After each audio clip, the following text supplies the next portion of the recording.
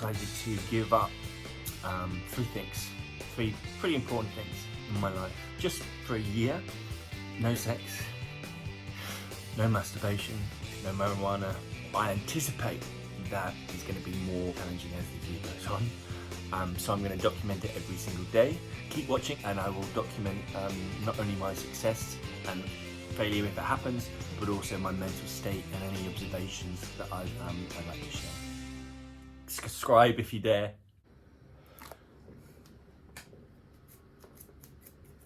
Day 26. No masturbation, no marijuana, no sex. However, I almost blew it last night, both figuratively and literally. Really close call. So I thought I'd share that. So yes, last night I had hookup, which was awesome. However, I came very close to ejaculating, and I kept it just at that level, and then I was like, I had to squeeze to hold it in, and it worked. So yes, I passed. Whew. So what I really want to talk about on today's video is the importance of boundary setting and communication, especially when it comes to sex, something that I've learned. So I'll explain. So obviously I'm on a dating site. Some of you might think why I'm on a dating site when I've said no sex. However, as I've mentioned in previous videos, sex is okay, but without ejaculation. So I've got a very sort of simple, sort of like almost like a line. It's like a fishing line, right? So I'm not actively looking for anyone, but I'll put my details out there if there's any interest. So my profile just says Tantra Guy. That's it, pretty much, and just a photo. And occasionally I get messages, what's Tantra, or what do you do? So that usually starts a nice conversation. So chatting to this person a couple of days, they asked, it's raining. They asked, what's Tantra? So we had a little chat, and I basically explained, listen, this is what's happening. This is what I'm happy to do, but unfortunately, there's not going to be any ejaculation.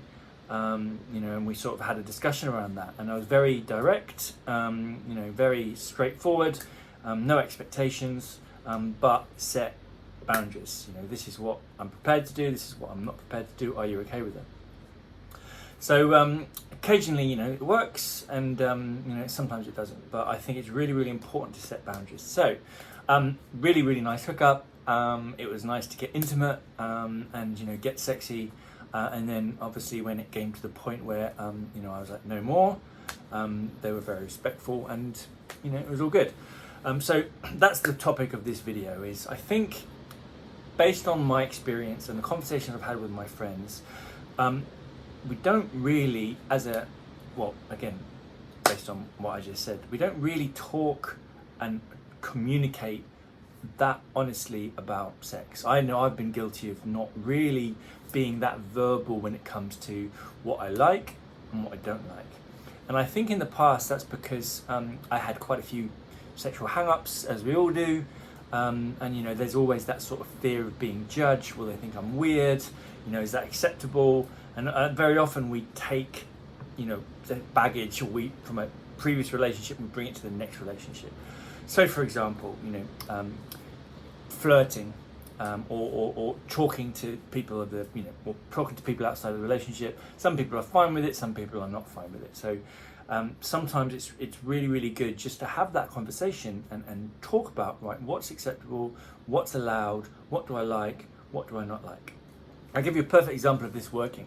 I think I might have mentioned this before, maybe not. Anyway, so hooked up with a girl last year sometime, and she was into Tantra too, so it was a good match. Anyway, so we obviously, we're getting on very well, and it's clear that we're gonna, go home and have sex. This was before my last year, so there was no problem with the no ejaculation. Anyway, so we're chatting, and it's very direct, very open. I remember her saying to me, like, listen, come back to mine. Probably gonna have sex. Happy with that? I was like, absolutely. And she goes, right. Do you want to be dominant or submissive? And I was like, interesting to ask that question.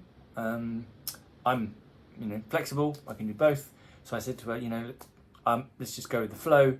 But it was nice to have that, you know, that dialogue before we actually engaged in the act. And then she said, "Oh, just so you know, I quite like biting and scratching." And I was like, "Awesome, me too." And I said, "Also, I quite like a little bit of light strangulation. You know, not anything, you know, too you know, hardcore, but you know, a little bit of like choking." And she was like, "Yeah, I really like it too."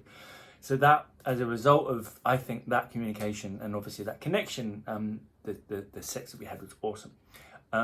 So and then on another extreme, I'll give you another example of a situation that didn't work well based on lack of communication. Hooked up with another girl, and you know, same sort of thing. You know, we're obviously getting on. Obviously, things are going to progress. So I sort of said to her, "So, you know, so what sort of things do you like? You know, in the bedroom?" And I remember her reaction. She was like a little bit sort of shy, and she was like, "Oh, you know, just the regular stuff." And I was like, "Okay, awesome. Well, what, you know, regular, subjective. When you say regular, what do you mean?" And she was like, "You know, just you know, everything really, anything." I was like, "Okay, cool." But it was clear to me that she didn't want to talk about it, so I was like, "Okay, cool, awesome. We'll just go with the flow." Anyway, so as we, you know, got engaged and started to, you know, muck around, I was, you know, doing my thing. I like a little bit of teasing. I like it to be playful. Again, I'm into that sort of, you know, edging, if you like. So I don't really want to go bam bam, thank you, ma'am. Anyway, and so we were, you know, we were going for a while, and then I was like, okay, you know, it's probably, you know, I have to get up for work. Let's get, you know, I'm going to stop. I'm going to go to sleep. She didn't say anything. Next morning, she woke up, left in a really weird mood. I was like, okay, obviously just maybe, you know, wasn't that vocal in the morning. And then about in the afternoon, she sent me a message saying, "I'm still so angry about last night." She said, "I can't believe, you know, I can't believe you did that." And I was like, "What?" She goes, I don't like all your games. I don't like playing games. You know, you should ask people, you know, before you know, you should ask people what they like in bed or something. Or don't assume that they like the same things as you." And I replied, I said, "That's why I asked you before, what are you into?" Anyway, so that's just another example of how it works and how it doesn't work. So open communication, boundary setting, especially when it comes to sex, because, you know, there's so many, in my experience, sort of built up sort of fear-based sort of judgment calls sometimes that happen in sex, where, you know, both sort of guessing, you know, will they like this, will they not like this, and I just think it just makes for a much better experience when one can be open and direct. So yeah, as I did that, and it worked for me, and no ejaculation, so I'm happy. Hope you enjoyed. Ciao.